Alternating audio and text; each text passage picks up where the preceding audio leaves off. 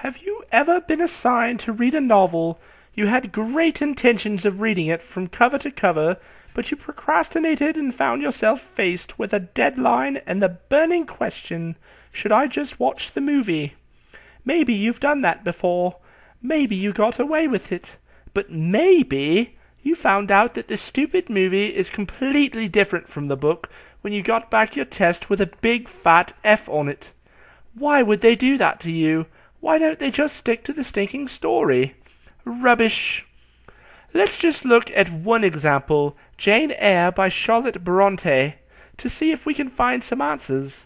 When I was a 13-years-old girl, my mum pretty much forced me to read Jane Eyre because it was her favourite book, blah blah blah. Well, I loved it, and it has been my favourite novel ever since. It is pure Gothic romance, with everything a young girl is looking for. Mystery, suspense, a brooding, complicated male hero, a wise, mature heroine, and loads of tension, if you know what I mean. But the best thing of all is that Jane and her true love, Edward Rochester, are plain and ugly. What could be more inspiring for an awkward, chubby 13-year-old with mousy hair and glasses than to realize that plain, ugly people can have unbelievably exciting romantic lives? Now, for the movie versions of Jane Eyre. There have been loads of movies made of Jane Eyre, starting with the silent movies and continuing to one that is in production now, with Ellen Page, the charming actress who played Juno, cast as Jane. My favourite version, obviously, is the BBC's 2006 version. It's good stuff, great stuff even, but very, very different from the book. Why? Loads of reasons. For one, the movie would be ridiculously long if it followed the book. Second, the book is written from Jane's own point of view, where you get her thoughts and feelings. I actually tried to watch a clip from a TV movie that had Jane turning to the audience and sharing that sort of stuff. Boring.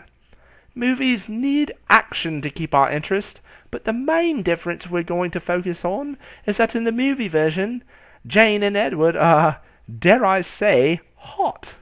Especially Edward. At least I think so. But I don't expect you to take an old lady's word for it. Do others think that Edward Rochester is hot as well? Oh my gosh, he's so hot.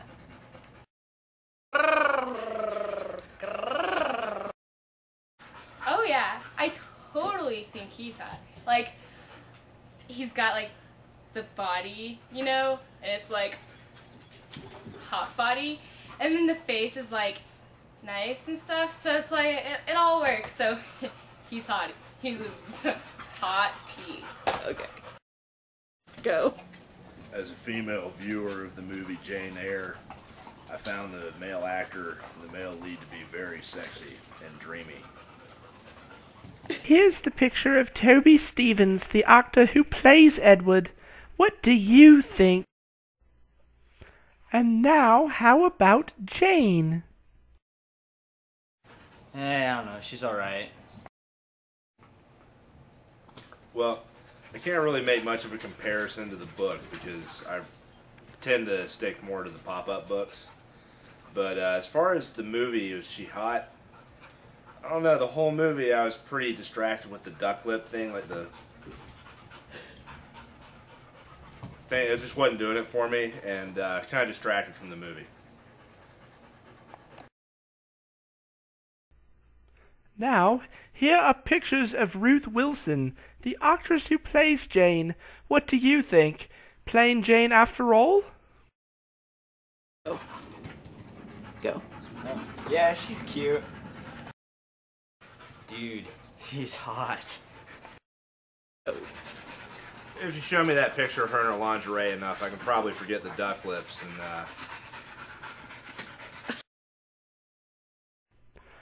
Honestly, there's a scene in the movie where Jane tells Rochester that she doesn't find him handsome.